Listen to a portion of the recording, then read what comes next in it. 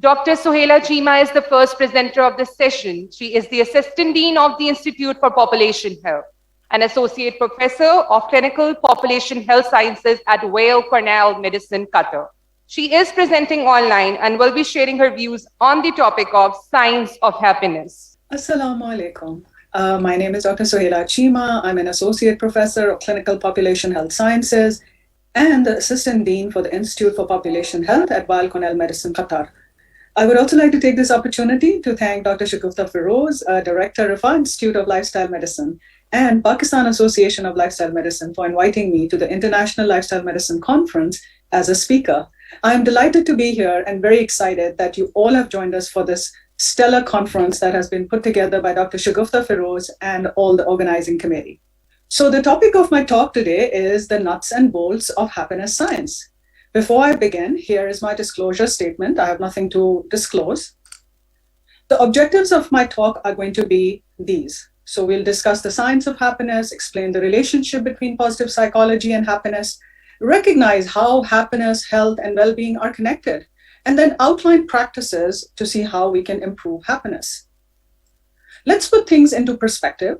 So we know that evidence suggests that 70% of primary care visits are due to stress and lifestyle-related chronic disease. And we know that emotional distress can lead to ill health and poor quality of life. When people are stressed and overwhelmed, they are less likely to engage in healthy habits. We also know that the current is facing a silent pandemic of anxiety and depression and other mental health issues. Depression among teenagers is steadily increasing, and suicide prevalence is on the increase. And COVID-19 has definitely exacerbated the situation. We also know that non-communicable diseases, they are contributing to 71% of all deaths worldwide. If we really look at non-communicable diseases and take a step back and look at the metabolic risk factors, so the metabolic risk factors that we find are increase in blood pressure, overweight, obesity, high blood glucose levels, and high levels of fat in the blood. But may I invite you to even take a step further back. If you really look at the risk factors, which are the behavioral risk factors and other factors, they are related to behaviors and lifestyles. Again, these are all listed here, and I'm sure you're also aware of all of these. So I'm not going to go into the depth and detail, but I think you would agree with me that if we really ask, yes, the diagnosis of cardiovascular disease or lung disease or cancer and so on, but the real killers are the behaviors and the lifestyles that we've taken on.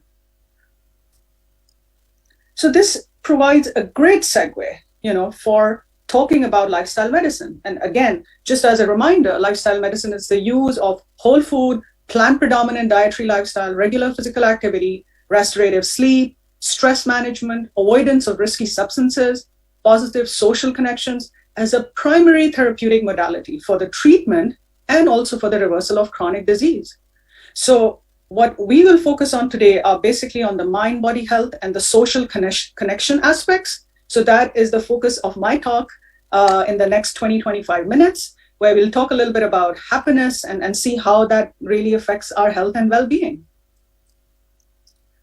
So we all know that WHO defines health as a complete state of mental, physical, social well-being, and not merely the absence of disease. And that emotional well-being and happiness is a key indicator of mental health. So emotional well-being, we know it encompasses an individual's tendency to be satisfied with life, experience life positively, think positively, be self-confident, and cope with problems effectively. That leads me to talk about my topic today. But the first question that we should be asking is, what does happiness mean? So happiness is really a feeling that comes over you when you know life is good and that you can't help but smile. It's the opposite of sadness. It's a sense of well-being and joy or contentment. When people are successful or safe or lucky, they feel happiness. Different people feel happiness for different reasons. So whenever something causes happiness, people usually just want to do more of it. And no one ever really complained about feeling too much happiness.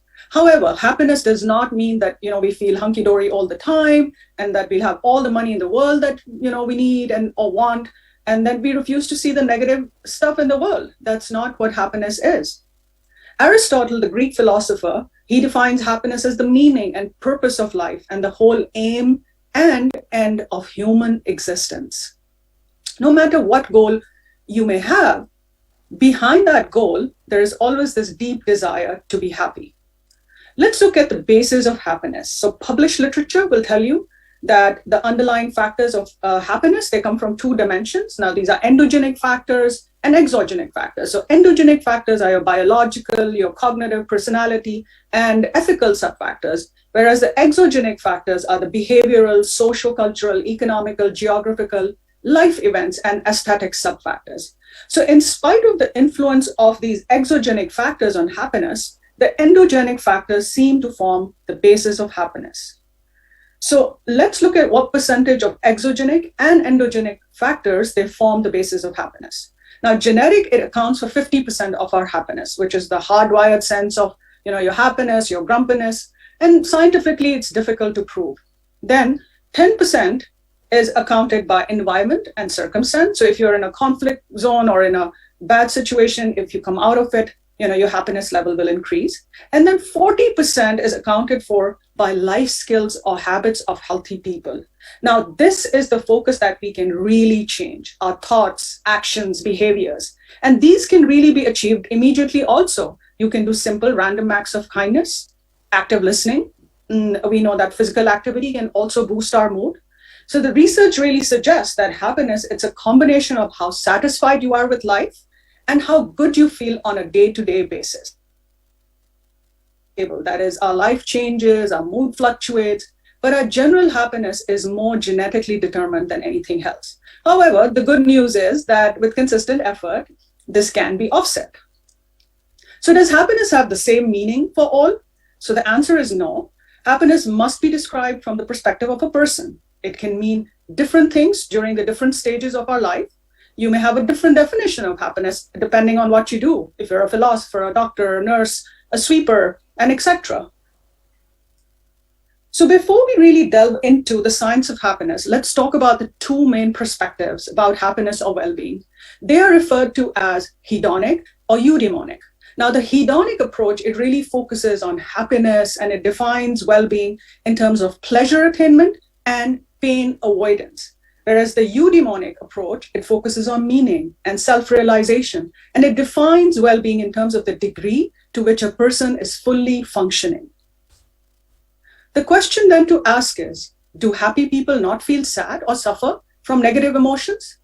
It's extremely important here for us to understand that positive emotions do not indicate the absence of negative emotions.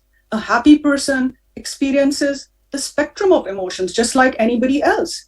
But the frequency by which that they experience the negative ones may differ. It could be that happy people don't experience as much negative emotion because they process it differently, or they may find meaning in a way that others do not. So we know that, everybody has life stressors, but the question really to see is, okay, do you see those stressors as moments of opposition or moments of opportunity? So regardless of where you are on that happiness spectrum, each person has their own way of defining happiness. So happier people, they will embrace adversity. They allow life challenges, to help put out perspective to life. It helps us shape our identities, cope better with current stresses, increases our resilience, and become more optimistic about the future. Let's begin and introduce the science of happiness or positive psychology. So I'm going to introduce you to these three pioneers of happiness science and positive psychology. There's Abraham Maslow, the first one. He's the father of humanistic psychology, and he created the Maslow's hierarchy of needs. Then we have Mihaly, and then also Professor Martin Seligman. So Mihaly is a Hungarian-American psychologist, and he became a happiness researcher because of the adversity he faced growing up. Dr. Martin Seligman, he is a professor of psychology at UPenn, also the director of the Positive Psychology Center. Let's begin with Abraham Maslow. In 1943, Abraham Maslow, he published a paper called A Theory of Human Motivation, in which he said that people have these 5 sets of needs, which come in a particular order. And as each level of the needs is satisfied, the desire to fulfill the next set kicks in. And I'll just go briefly through each. So physiological, that's the basis. So those are our basic needs like water, sleep, food. Then our safety needs, we need to secure love and employment and resources. Then love and belonging comes in, to love and to be loved, to have satisfying relationships. Then self-esteem. It's the ability to love ourselves, have confidence, a sense of achievement, respect of and by others. Now, these four, once we achieve these, we reach the level, which is the top of the ladder, which is called self-actualization. And it's the need which includes morality and creativity and spontaneity and problem solving, acceptance of facts, the need to fulfill oneself. Maslow was really groundbreaking in his thinking. Unlike the other psychoanalysts and behaviorists who really preceded him, Maslow was not that interested in mental health illness. So instead of finding out what went wrong with people, he wanted to find out, okay, what could go right with them? And he said, okay, let's turn the tide to positive, right? He asked, don't we want to go from depression to neutral, or do we want to achieve fulfillment and happiness? He called it a need for self-actualization. This was a growth need. It led to the happiness agenda and positive psychology movement in the 1950s.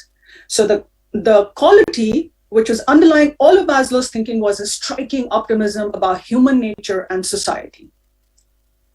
Then the next pioneer was Mihaly, Cikszentmihaly. So he's a Hungarian-American psychologist, like I said, and he came up in the 1980s with the discovery of flow. We must change, he said, the contents of our consciousness to achieve happiness, despite what is happening around us. One of the things that we can do is to find a state of optimal experience called flow. So we must remember that happiness is not rigid.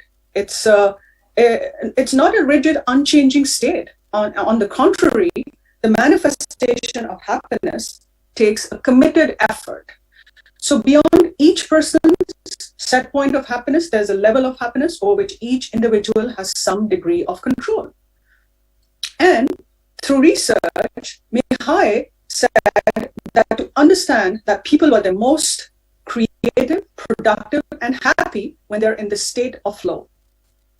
So nothing else happens when you are in the state of flow. You're intensely immersed in what you're doing. Of course, the capacity. So he built on the insights of Maslow and Cikszentmihaly. He kicked off positive psychology and seeking happiness. And then the third one is the meaningful life. We go one step beyond. We experience a greater sense of fulfillment by bringing happiness to others as well as to ourselves. Doing good is the third pathway to happiness. So what is the relationship between positive psychology and the science of happiness? Now, the best way to describe this is in concentric circles. The inner circle is positive psychology, which explores happiness from the point of social sciences. And the broader circle, which is outside, it's the science of happiness. And that extends to natural sciences, including nutrition and exercise, and new fields of discovery like the microbiome. Now, positive psychology, you can consider it as a subset within the broader field of the science of happiness.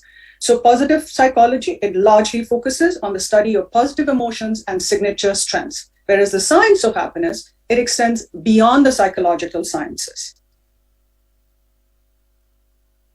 Accomplishing realistic goals. So you would say, okay, Suhaila, all that is good, but where is the evidence?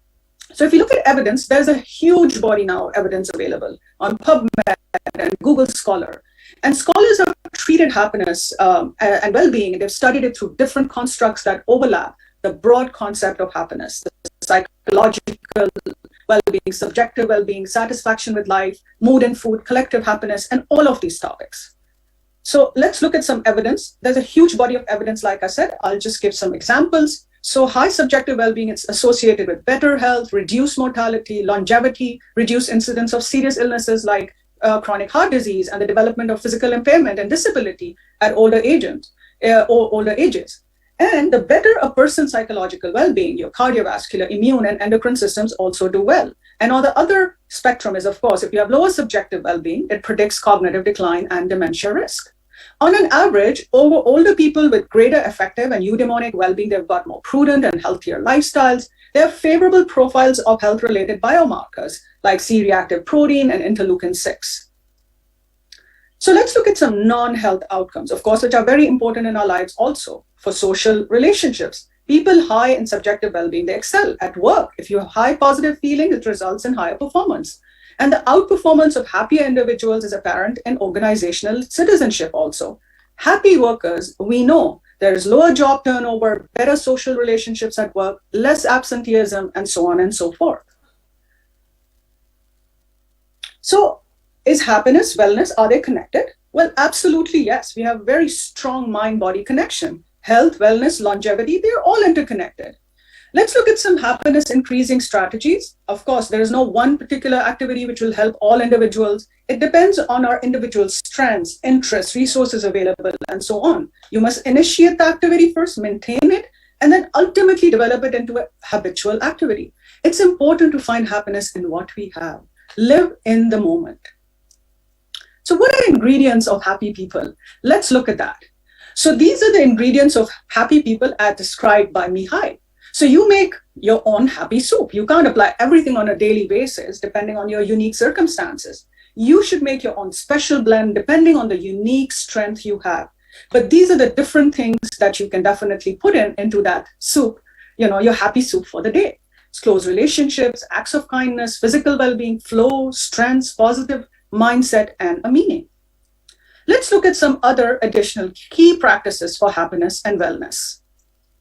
So we should savor pleasure. And what that means is you need to focus your attention on something pleasing. Enjoy the experience as it unfolds. Slow down and focus. Practice gratitude, a thankful appreciation of what you receive. And do not take blessings as for granted. Cultivate mindfulness. Train the mind to focus. Pay attention to the present moment. Enjoy being in that moment. Retaining a sense of purpose. Focus on what you can control. Maybe it's enough sleep. Maybe you can get enough exercise. Important life changes. View them as a challenge or opportunity. Emphasize the positive. Focus on the positive aspects of life. Acquire resilience. Develop the ability to bounce back and set reasonable goals that you can achieve. Just going to end with a few take-home messages. So this is important. Ask yourself this question. What does happiness mean to you? It's your turn to begin finding the happiness in you. What brings you joy? You ask yourself this question and answer it for yourself. The important thing for you all to remember is that wherever your happiness resides, go enjoy it. Your life is a blank canvas. Paint it the way you want. Nobody else can paint it for you. You have the power and control to paint it the way you want. Then what you practice becomes stronger. There are 5 words, very powerful. If we practice good and joy and contentment, that is what's going to become powerful inside us, rather than focusing on the negative. Remember that happiness is not a destination. It's a journey. It takes regular effort to maintain happiness. You have the ability to control how you feel. And with consistent practice, you can form long life habits, which are more satisfying and will lead to a fulfilling life. So stay well and be well. Spread happiness and wellness. Life is a precious gift to us. So we must remember that. Thank you. And I am happy to answer any questions.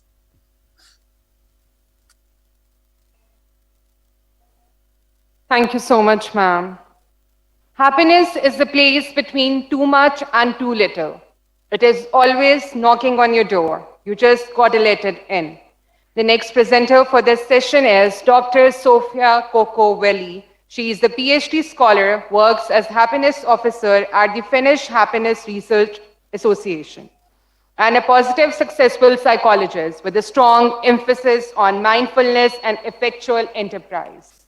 She will be presenting via video link. Her title of presentation is The Happiness Traits of Finnish People. The happiness traits of Finnish people. My name is Sofia Kaukovalli, and I'm currently working as a happiness officer at the Finnish Happiness Research Association in Finland. I'm also a senior researcher and in charge of different happiness-related research projects. The Finnish Happiness Research Association is an independent think tank promoting happiness and wellness worldwide. So this invitation to present today makes me very happy indeed. I did my PhD on Finnish family business owners' experiences of happiness, and have been interested in happiness research in one way or another during my whole career. As most of you might know, Finland is one of the Nordic countries, way up north, close to Sweden, Norway, Denmark, and Iceland. Finland is often called the land of thousand lakes. But in reality, it has been estimated that a total of 25% of the country is covered in water, and we have up to 188,000 lakes over here. The rest seem to be forest. 5.5 million people are currently living in Finland. I think one of the reasons I'm giving this talk today is the fact that Finland has showed up as the happiest country in the world for 4th time in a row. In this presentation, I will mainly talk about 3 things: the relationship between health, traits, and happiness, what is particular to Finnish happiness, and finally, what can be learned from the Finnish happiness experience in terms of promoting happiness in one's life and in the surrounding community. I love Venn diagrams, and in my thinking, health, traits, and happiness are intertwined. For example, we know that there are traits that are connected to health. For example, making sure you take a yearly checkup at the doctor's office, and so on. What is Finland known for? To understand Finnish happiness better, it's good to know a bit about what we are famous for. I wonder if you have seen some of these. John Sibelius, he was a famous composer. High-tech industry is very important to Finland, and you may have seen Nokia phones. Alvar and Aino Aalto were famous for architecture and design, and most homes in Finland have something they have designed. Then of course we have Kimi Räikkönen, and this is what Finnish happiness looks like after winning the race. Mobile gaming industry is really big in Finland. Have you seen Angry Birds? They say that Finns are really crazy about ice hockey, especially if we win. And of course sauna, and some of us like ice dips in the frozen lake. There are certain traits that Finns are known for. It can be said that high value is placed on compassion, helping those who are struggling, and this is evident both in policy making and on practical everyday level life of individuals. This is in essence living by the golden rule, treating others like you would like to be treated. A concrete example is that we can still let small children go to school without escorting them. Adults are actually expected to help any child in distress, as well as intervene if they see some inappropriate behavior. Emotional stability. This is often joked about and made memes about, but Finns are not easily provoked to anger and flying off the handle. This is an excellent trait in hard and challenging situations. Further, high value is placed on equal rights. For example, in 1906, Finland became the first European country to recognize women's right to vote. Trust. In our culture, high value has been placed on trust. We tend to trust each other, authorities, police, politicians, and so on. This is also reflected in trustworthiness, to say what you mean and mean what you say. And that is also one of the reasons we have gained a reputation of being very poor at small talk. Silence. For Finns, silence is golden and worth pursuing.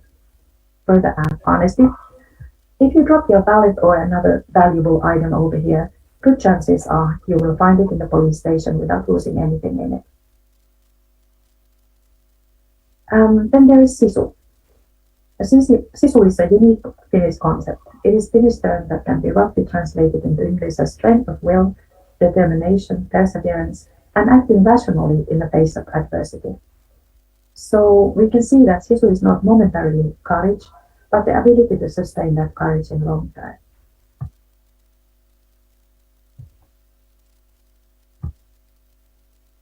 I would like to start off with a quote from Professor Jeffrey Sachs, as it explains our current situation in regards to happiness.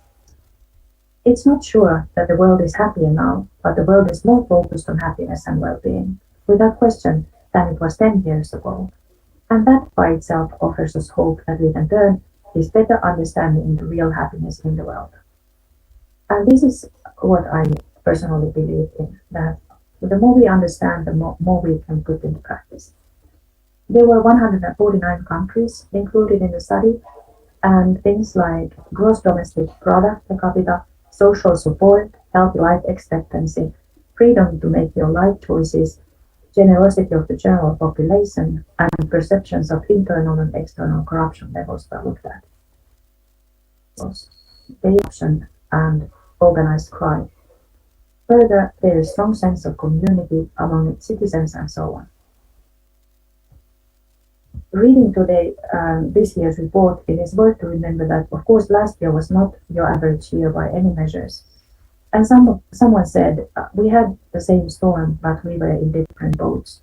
We had different ways of coping with the situation at hand. There was a new approach towards policymaking introduced, and it is looking both at length of life and the quality of life at the same time. And this should bring some interesting change in the future.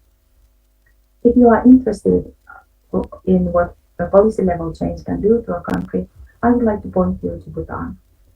They received the honorable mention this year. And they are measuring gross national happiness.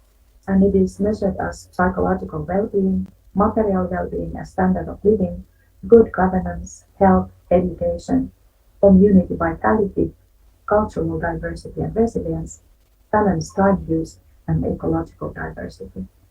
It is really an inspiring example of making happiness a goal and combining happiness and health in a very innovative way. Why are we talking about happiness? Happiness is both easy and hard subject to study. We all have an idea of what happiness is or what happiness should be.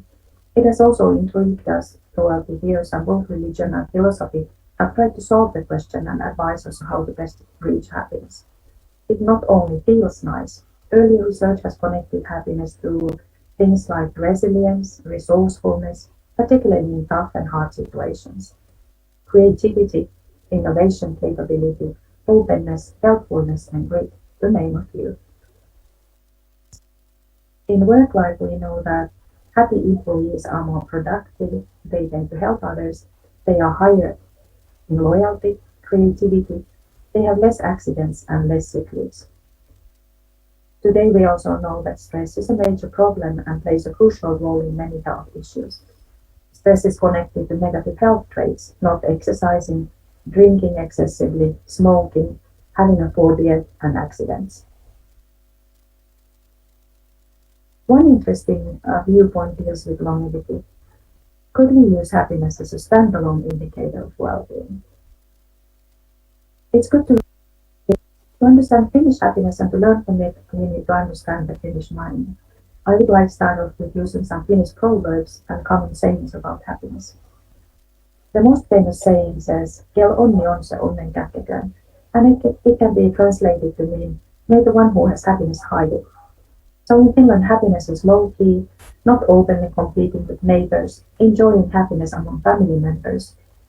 And there's a story about the lottery winner a few years back that just came out.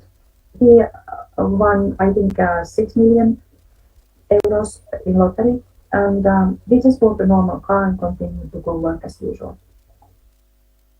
And there is a saying that happiness is a place between too little and too much. So having enough is a source of happiness.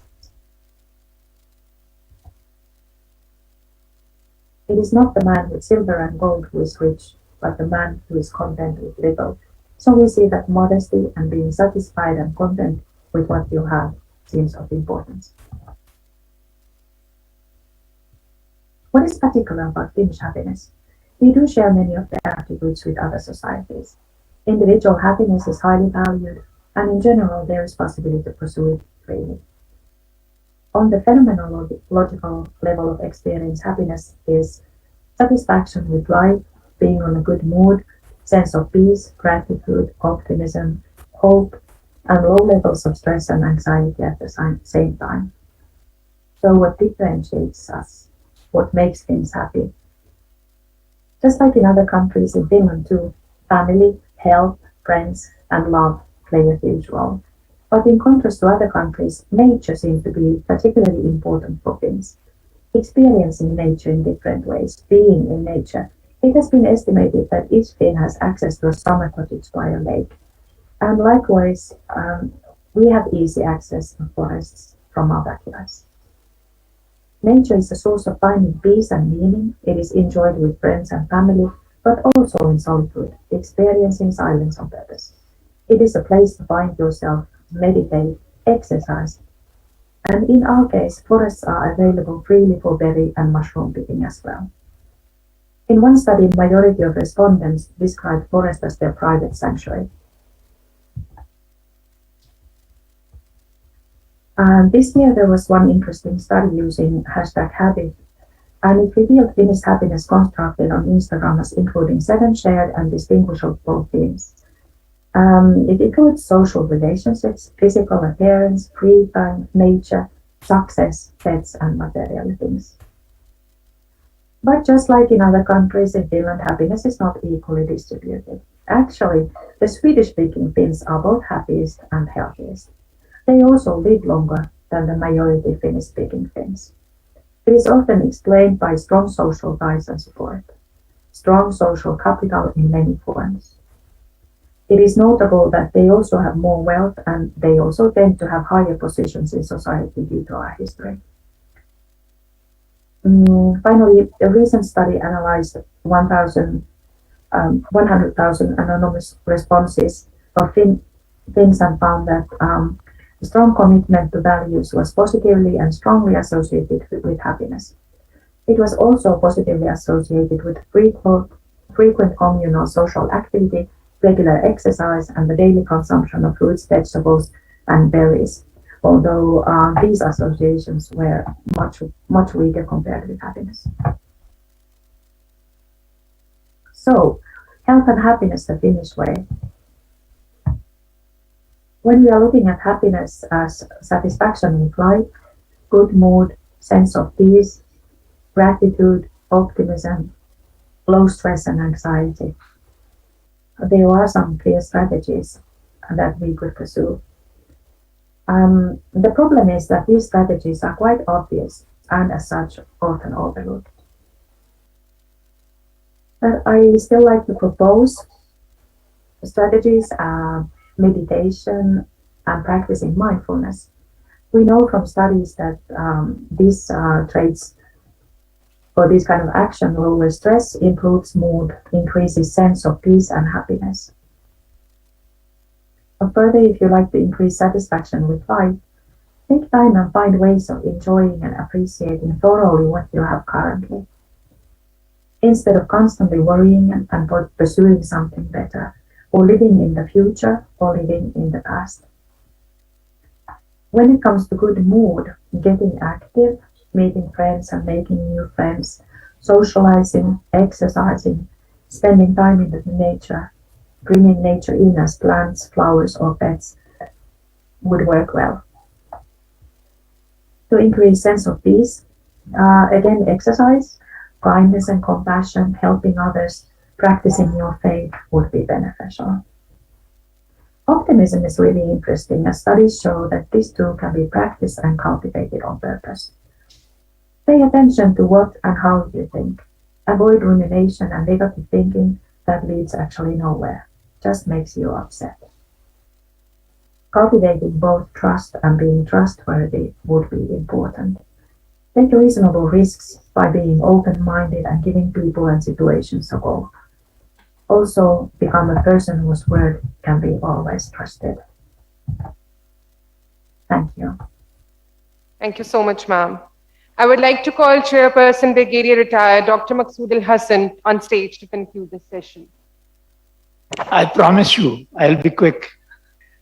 I begin by thanking both the speakers, Dr. Suhaila Chima and Dr. Sufia Koka, and by quoting from them, ask yourself questions. You will find the answers. And keep asking them, you will keep finding the answers, and those will keep you happy. And I'll finish by quoting from Dr. Sufia Koka. She said, poetry is joy, and joy is poetry.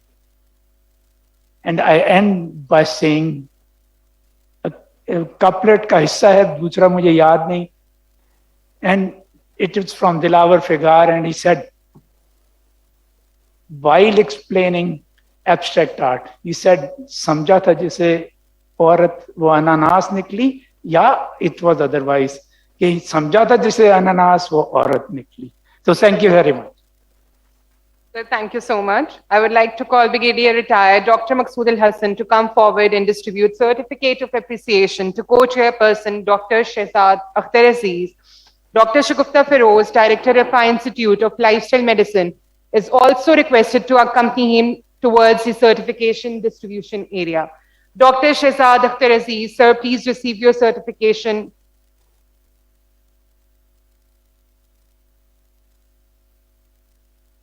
Thank you so much, sir. Now, Dr. Shagufta Feroz will present Certificate of Appreciation to the chairperson of this session, Brigadier Retired Dr. Maqsood Al-Hassan.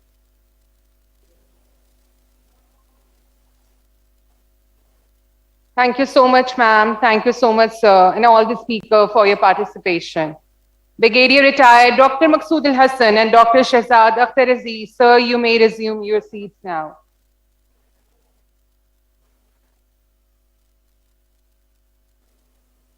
Thank you so much.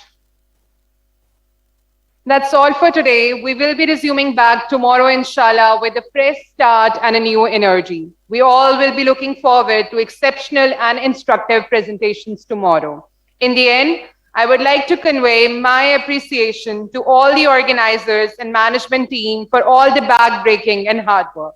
Thank you so much, everyone. Allah Hafiz.